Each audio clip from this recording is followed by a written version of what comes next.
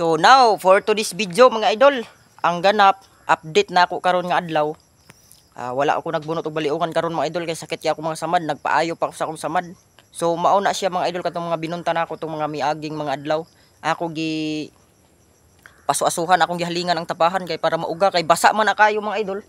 Mga bagol kay ang baliungan may diri sa palibot sa tapahan, wala makasilong diri sa sin, nabasa. Grabe gid ka basa.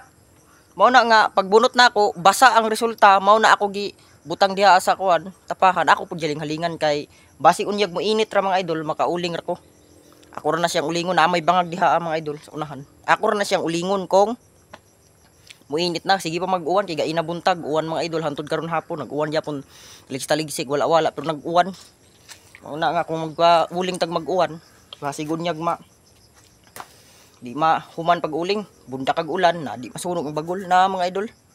Ako gi siyang gipaaso-asuhan oh. Basa pa ni siya oh, basa pa gani oh, wala pa mauga. Pero hapit na.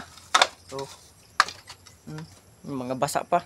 Pero mauga ni siya mga idol, okay na ni kay kung ulingon man gud ni siya nga basa mga idol, pino ang uling tapos dugay maupos, dugay masunog. Sige ragpuot, tapos dugay maupos ang mga uligonon nimo na bagol nga sunugonon, madayaw man ang uga mga idol kay dali ra maupos tapos dali ra mauling, dagko ang resulta sa uling. Mao nga nindot gid ang uga, mao na nga akong gipasasuan halingan ako dito oh. Basi unyag maugar ni mga sunod adlaw tapos di na mo init maka uling na ko mga idol. So maoro to mga idol.